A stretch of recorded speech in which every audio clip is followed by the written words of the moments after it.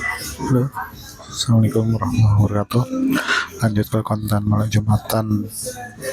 Entah edisi keberapa nih, harus udah mau ke 100 ya. Ini alhamdulillah Jumat tanggal berapa kemarin? 13 Juni. Ya, belum saya Jumatan di salah satu kantor Kementerian Keuangan gitu ya. Khotibnya kenal. Jadi khotib di sini membawakan ayat yang sebetulnya kalau kita tahu di dunia aktivisme gitu, khususnya aktivisme Islam, ini adalah salah satu surat yang sering dibicarakan, bahkan biasanya wajib dihafal untuk para aktivis Islam itu sendiri, yaitu surah As-Saff atau Barisan. Di mana di sini mengutip pada 3 ayat. Yang pertama, a'udzubillahi minasyaitonirrajim. Ya ayyuhallazina amanu hal adullukum ala tijaratin tunjikum min adzabin alim. Yang terjemahnya, wahai orang-orang yang beriman, maukah kamu aku tunjukkan suatu perdagangan yang dapat menyelamatkan kamu dari azab yang pedih. Jadi memang ini perintah yang khusus orang beriman, di mana Allah mengibaratkan itu seperti perdagangan, mana ya Allah memberikan sesuatu tapi kita harus melakukan sesuatu, yang dimana salah satu ganjarannya itu adalah menyelamatkan kita dari azab yang pedih. Ini sebenarnya nggak berlaku buat aktivis Islam saja, tapi buat seluruh umat Muslim itu, supaya tahu bahwa Allah tuh nawarin sesuatu untuk kita semua, dimana yang tukarannya, kalau bahasanya menukar gitu ya, bahasa Banjar ya. Menukari apa, membeli apa gitu. Salah satunya ya, poin pertama yang Allah tawarkan adalah kamu nggak akan dapat azab yang pedih ya, gitu ya. Asal mau saja gitu ya, bersedia. Kemudian dijelaskan di ayat-ayat selanjutnya pekerjaannya apa gitu ya. Bismillahirrahmanirrahim.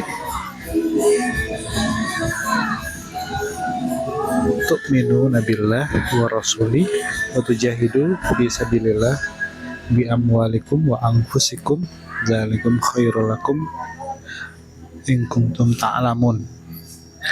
Yaitu kamu beriman kepada Allah dan Rasulnya dan berjihad di jalan Allah dengan harta dan jiwamu. Itulah yang lebih baik bagimu jika kamu mengetahui. Nah, jadi di sini Allah udah ngasih tahu tuh. Pertama, beriman kepada Allah, ya, konsekuensinya beriman kepada Allah ya taati yang diperintahkan, kemudian juga jauhi yang dilarang. Sesimpel itu gitu. Ya, termasuk kemarin waktu saya ngaji gitu ya, untuk pengajian Jumat malam tuh, kebetulan kan kami tilawah bergantian tuh di surat Al-A'raf apa ya. Jadi setiap kali habis bacakan satu halaman, kami baca terjemahan. Dari baca terjemahan itu saya tahu ya, mungkin sedikit mengerti. Ini surat nyeritain bagaimana sebenarnya kisah kaum nabi sebelumnya. Salah satunya adalah Nabi Lut alaihissalam, dimana itu kaumnya tuh wong ngeyelan. Sudah tahu sudah Allah karuniakan wanita-wanita yang parasnya baik gitu ya, secara penampilan oke, tapi mereka tuh kaum laki-lakinya malah memilih untuk dengan sesama laki-laki, dimana itu perbuatan yang sangat keji. Allah katakan di ayat di surah Al-A'raf itu, bahkan di waktu itu adalah sesuatu yang baru gitu. Ketika itu hingga dikisahkan juga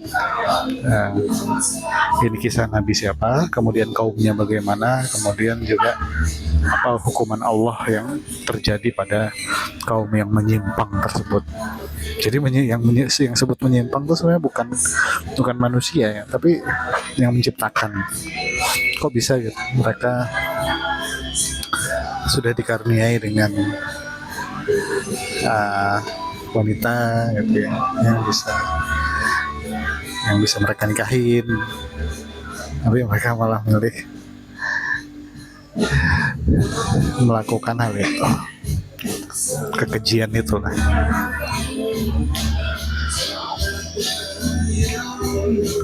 Nah itu ayat pertama, untuk minu nabillah, beriman kepada Allah war Rasul, kemudian menjalankan sunnah-sunnah Rasulullah SAW.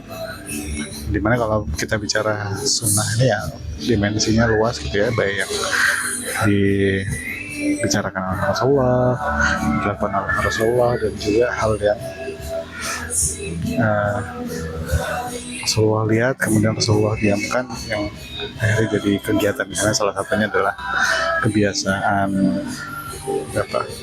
Bilal bin Rabah yang tiap kali batal wudhu kemudian salat sunnah wudhu. Ataupun di kisah-kisah lain di mana ada salah seorang sahabat yang sebelum ketika dia memimpin imam salat, sebelum masuk ke surah, jadi pasca Al-Fatihah dia baca Al-Ikhlas, kemudian baru baca ayat Quran lainnya. Dipermasalahkan, tapi akhirnya Rasulullah membolehkan dan bahkan ada pahala yang besar di situ. Nah, kemudian di bagian selanjutnya adalah jihad di jalan Allah. Nah, jihad melalui pengertian kita di masa yang sekarang, walaupun memang kalau kita bicara jihad yang sebenarnya perang di jalan Allah, berperang. Tapi kalau kita misalnya masuk ke dalam konteks yang kekinian, itu tidak hanya perang, tapi juga bisa apapun yang bisa membantu agama Allah ini tegak di bumi ini. Walaupun sebenarnya tanpa kita pun agama ini bakal tegak itu nanti sampai hari akhir. Tapi ya di situ Allah ingin berdagang dengan kita. Kalau kita mau atau enggak, kalau nggak mau ya sudah, azabnya pedih.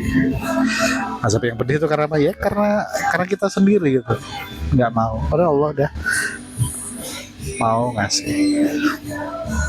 Nah itu makanya di bagian ayat itu, itulah yang lebih baik bagimu jika kamu mengetahui. Nah, mengetahuinya dari mana? Ya belajar dan juga mendengar dari ustadz-ustadz, ulama-ulama, ataupun orang-orang soleh yang ada di sekitar kita yang bisa ngasih manfaat. Nah, kemudian di ayat ke-12 yang terakhir, yaghfir lakum dzunubakum wa yudkhilukum jannatin tajri min tahtihal anhar wa masakin thayyibatan fi jannati 'adn dzalikal fawzul 'azim. Niscaya Allah mengampuni dosa-dosamu, masukkanmu ke surga yang mengalir di bawahnya sungai-sungai, dan ke tempat tinggal yang baik dalam surga Aden. Itulah kemenangan yang agung. Nah ini ganjarannya adalah, kalau yang di awal ayat 10 tadi kita sudah bicara bahwa pekerjaan ini Allah membeli ini, kamu menjual itu, Allah membeli ini. Itu yang pertama adalah menyelamatkan kita dari azab yang pedih. Yang kedua, Allah akan ampuni dosa kita. Kemudian Allah akan masukkan kita dalam surga, yang dimana ada penjelasannya surganya seperti ini. Kalau di sini adalah surga Aden. Itulah kemenangan yang agung. Ya maka siapa yang nggak mau gitu?